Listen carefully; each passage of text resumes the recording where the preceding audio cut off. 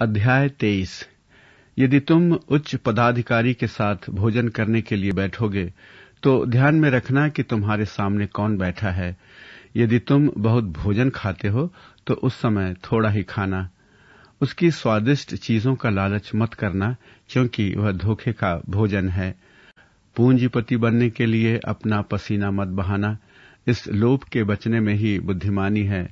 धन संपत्ति चंचल होती है, पलक झपकते वह हाथ से निकल जाती है, मानो उसको पंख उग आते हैं और वह गरुड़ के समान तीव्र गति से आकाश की ओर उड़ जाती है।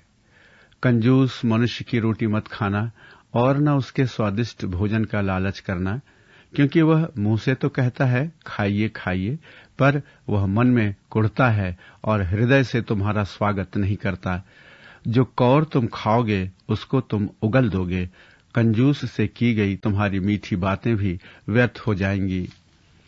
तुम मूर्ख मनुष्य से ज्ञान की बातें मत कहना, क्योंकि वह तुम्हारे वचनों को तुच्छ समझेगा। दूसरे की भूमि को हड़पने के लिए पुराना सीमा चिन्ह मत हटाना और न अनाथ बच्चे के खेतों को हड़पना, क्योंकि उसको छुड़ाने वाला प्रभु बलवान है। वो तुम्हारे विरुद्ध और उनके पक्ष में मुकदमा लड़ेगा। शिक्षा में मन लगाना और ज्ञान की बातों पर ध्यान देना। बालक को दंड देने में मत हिचकना। यदि तुम उसको छड़ी से मारोगे तो वह मर नहीं जाएगा, बल्कि तुम उसको छड़ी से मारकर उसका प्राण अधोलोक में पड़ने से बचाओगे। मेरे पुत्र, यदि तेरे हृदय में बुद्धि का निवास है तो मेरा हृदय भी आनंदित होगा। जब तेरे मुंह से विवेकपूर्ण बातें निकलती हैं, तब तेरी आत्मा हर्षित होती है। मेरे पुत्र, पापियों की सफलता को देखकर उनसे ईर्ष्या मत करना, परंतु प्रतिदिन प्रभु की भक्ति निरंतर करते रहना। निसंदेह सुबह फिर होगी और तेरी आशा पर तुषारपात न होगा।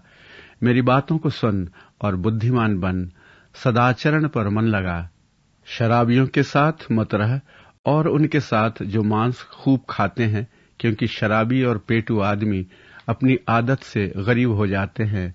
उनकी उंघाई उनको फटे चीथड़े पहना देती है।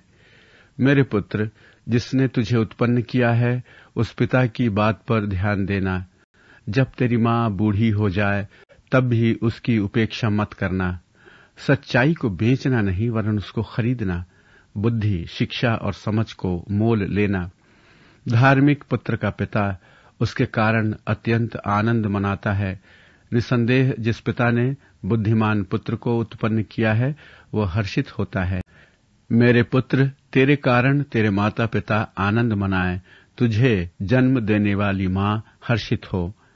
मेरे पुत्र, अपना मन मेरी ओर लगा, तेरी दृष्टि मेरे आचरण पर लगी रहे। वैश्या मानो गहरा गड्ढा है, व्यभिचारिणी स्त्री अंधे कुएं के समान है।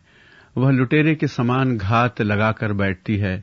उसके कारण अनेक पुरुष पत्नी से विश्वासघात करते हैं।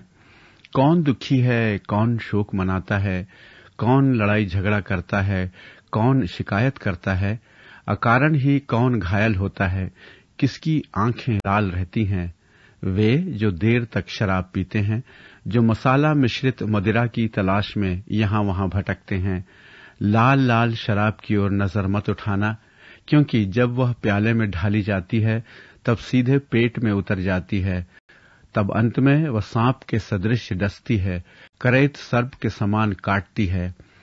शराब पीने के बाद तुझे आंखों से विचित्र वस्तुएं दिखाई देंगी। तू उल्टी सीधी बातें करेगा। तुझे ऐसा अनुभव होगा मानो तू समुद्र के तल में पड़ा है, मानो तू मस्तूल की चोटी पर खड़ा है। तू कहेगा, लोगों ने मुझे मारा पर मुझे चोट नहीं लगी, उन्होंने मुझे पीटा लेकिन मुझे पीड़ा नहीं हुई। मुझे होश कब होगा कि मैं दोबारा पैग पीऊं।